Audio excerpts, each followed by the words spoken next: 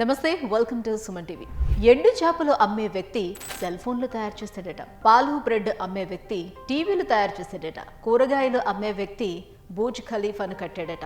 వింటే విచిత్రంగా ఉంది కదా, కానీ మీరు విన్న మాటల్లో ఒక్కటి కూడా అబద్ధం కాదు, 100% నిజాలు. అప్పుడు ఎండు చేపలతో మొదలైన ఆ బిజినెస్ ఇవాళ దక్షిణ కొరియాలో జీడీపీలో 20%. శాంసంగ్ వ్యవస్థాపకుడు, ఆయన పేరు బయోంగ్ చుల్ లీ.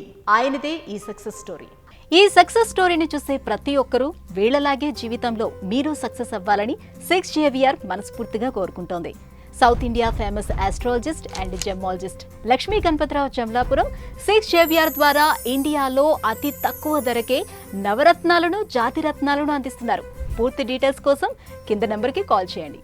అబ్దుల్ కలాం చెప్పేవారు, కలలు కనాలి, వాటిని నెరవేర్చుకోవాలి అని. కానీ ఆ కళ చాలా పెద్దగా కనాలి, చాలా పెద్దగా నెరవేర్చాలి, చాలా పెద్దగా నిలబెట్టుకోవాలనుకున్నాడు శాంసంగ్ వ్యవస్థాపకుడు లీ బయోంగ్ చుల్. 1938లో దక్షిణ కొరియాలోని డేగు నగర సమీపంలో సుడాంగ్లో ఓ చిన్న కిరాణా కొట్టుతో శాంసంగ్ మొదలైంది. ఎండు చేపలు, కిరాణా సామాగ్రి, నూడిల్స్ అమ్మేవాడు లీ.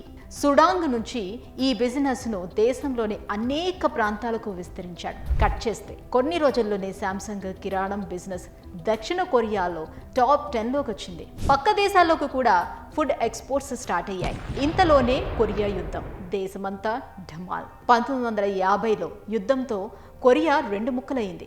దేశ ఆర్థిక పరిస్థితి క్షీణించిపోయింది. తినటానికి తిండి, కట్టుకోవడానికి బట్టలు లేక జనం ఇబ్బంది పడుతున్నారు. ఏదైనా ఇతర దేశాల నుంచి దిగుమతి చేసుకోవాల్సిన పరిస్థితి. సరిగ్గా ఇదే టైంలో లీ ఓ ఇంటెలెక్చువల్ నిర్ణయం తీసుకున్నారు. దక్షిణ కొరియాలో ఎక్కువగా పండించగలిగే పంటలేంటి, ఇక్కడ ప్రజలు చేయగలిగే పనులేంటి అని ఆలోచించాడు. చెరుకు ఉత్పత్తిలో సౌత్ కొరియా నెంబర్ 1. అంతే, షుగర్ ఇండస్ట్రీని స్టార్ట్ చేశాడు. పత్తి కొనుగోళ్లతో టెక్స్టైల్ ఇండస్ట్రీని మొదలుపెట్టాడు. ప్రజలకు ఆరోగ్య భద్రత కావాలి కాబట్టి ఇన్సూరెన్స్ కంపెనీ పెట్టాడు. కట్ చేస్తే అతి త్వరలోనే దేశంలోనే అత్యంత సంపన్నుడిగా మారాడు లీ.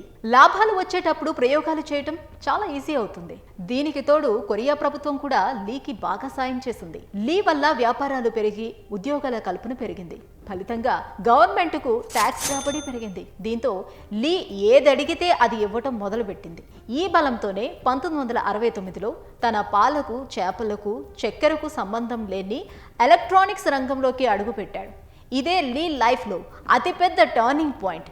అదే బ్లాక్ అండ్ వైట్ టెలివిజన్ తయారీ. 1970 నవంబర్ శాంసంగ్ కంపెనీ నుంచి 12 అంగుళాల బ్లాక్ అండ్ వైట్ టీవీ వచ్చింది. అది సూపర్ హిట్ కొట్టింది. 2 నెలల్లోనే ప్రొడక్షన్ పెరిగి ఇతర దేశాలకు ఎగుమతి చేసింది. కట్ చేస్తే కొద్ది రోజుల్లోనే ఆ బ్లాక్ అండ్ వైట్ టీవీ వరల్డ్లోనే నెంబర్ 1గా మారింది. మన నాన్ననో తాతనో అడిగితే శాంసంగ్ టీవీ గురించి చెప్తారు. టీవీ ఇచ్చిన కిక్కుతో మిగతా హోమ్ అప్లయన్సెస్ అన్నిట్లోకి అడుగుపెట్టింది. 1979లో మైక్రో ఓవెన్, 1980లో ఏసీ, 1981లో కలర్ టీవీ, 1983లో పర్సనల్ కంప్యూటర్, అలాగే 93 వచ్చేసరికల్లా వరల్డ్లోనే హైయెస్ట్ చిప్ మ్యానుఫ్యాక్చరర్గా తయారయ్యాడు. ఇవాల్టికి కూడా శాంసంగ్ ఎలక్ట్రానిక్స్ విభాగంలో మార్కెట్ లీడర్గా ఉంది. మీకు విషయం చెప్పాలి, మనం మొబైల్ షాప్కి వెళ్తే శాంసంగ్ ఫోన్ చూడం, ఐఫోన్ కొనాలనే చూస్తాం. మొన్న ఐఫోన్ 16 వచ్చినప్పుడు జనం ఎగబడ్డారు. అదే శాంసంగ్లో కొత్త ఫోన్ వస్తే పట్టించుకోరు. కానీ మీకు తెలుసా, శాంసంగ్ తలుచుకుంటే ఐఫోన్ తయారీని ఆపేయగలదని. ఎందుకంటారా, 2007 నుంచి ఇవాల్టి వరకు ఐఫోన్కు కావాల్సిన ప్రాసెసర్, చిప్ శాంసంగే ఇస్తుంది. ఇది నిజం. శాంసంగ్ సక్సెస్ జర్నీలో 3వ చాప్టర్ మొబైల్ ఫోన్ సెగ్మెంట్. ఇది 1983లోనే మొదలుపెట్టింది శాంసంగ్. అంటే ఐఫోన్ కంటే 25 సంవత్సరాల ముందు నుంచే శాంసంగ్ సెల్ ఫోన్లు తయారు చేస్తుంది. ఎలక్ట్రానిక్స్లో వచ్చిన వేగంగా ఫోన్ తయారీలో రాలేదు. 1986లో శాంసంగ్ SC100 పేరుతో ఓ ఫోన్ని తీసుకొచ్చింది. కానీ అది సక్సెస్ కాలేదు. 1988లో మళ్ళీ SH100 పేరుతో మరో ఫోన్ని తీసుకొచ్చింది. ఇది కూడా సక్సెస్ కాలేదు, ఫెయిలే. లీ మన పుష్పాలంటోడు, తగ్గేదేలే అన్నాడు. 1993లో SH700 తీసుకొచ్చాడు. ఇది కొట్టింది హిట్. సరిగ్గా ఏడాదిలో అంటే 1994లో SH770ని తెచ్చాడు. ఇది డబుల్ సక్సెస్. 1998 నాటికి ఫోన్ మార్కెట్లో 57% వాటా శాంసంగ్కే దక్కింది.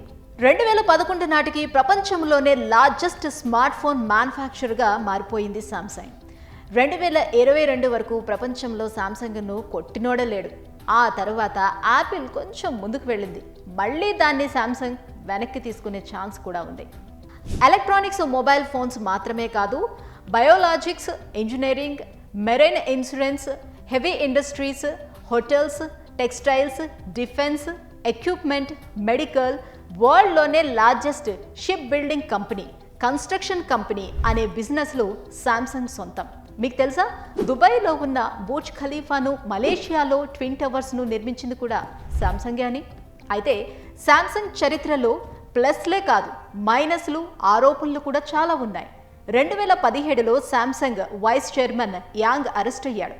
ప్రభుత్వానికి లంచం ఇచ్చి దొరికిపోయాడు. కానీ ఏం కాలేదు. సౌత్ కొరియా గవర్నమెంట్ సామ్సంగ్ అరచేతుల్లో ఉంటుంది. సామ్సంగ్కి పోటీ రాకుండా ఆ దేశంలో విదేశీ దిగుమతుల్ని కట్టడి చేసింది. ఇలా అనేక వివాదాలు, అనేక ప్రశ్నలు, పరిష్కారాలు ఏవైతేనేం సామ్సంగ్ ప్రపంచంలో తిరుగులేని శక్తిగా ఎదిగింది, కొనసాగుతుంది. ఏ కంపెనీ నిలబడ్డా దాని వెనుక కొన్ని సక్సెస్ సూత్రాలు ఉంటాయి. బిజినెస్ ఎప్పుడైతే డెవలప్ అవుతుందో అప్పుడే పెట్టుబడులు పెంచాలి. సామ్సంగ్ కంపెనీ కూడా అదే చేసింది. ఒడిదుడుకుల్ని తట్టుకొని ఎదురెళ్ళింది. ఓడిపోయిన ప్రతిసారి మరింత కొత్తదనంతో జనం ముందుకొచ్చింది. అంతేకాదు, క్వాలిటీ విషయంలో అస్సలు కాంప్రమైజ్ కాలేదు. సామ్సంగ్ సక్సెస్ వెనక్కి తగ్గని ధీరత్వం ఉంది. ఎప్పటికప్పుడు పాఠాలు నేర్చుకుంటూ కొత్త దారుల్ని అన్వేషించింది. అందుకే అతి చిన్న కంపెనీగా మొదలై దశాబ్దాలుగా టెక్నాలజీ కింగ్గా రాణిస్తుంది. ఇది సామ్సంగ్ సక్సెస్ స్టోరీ.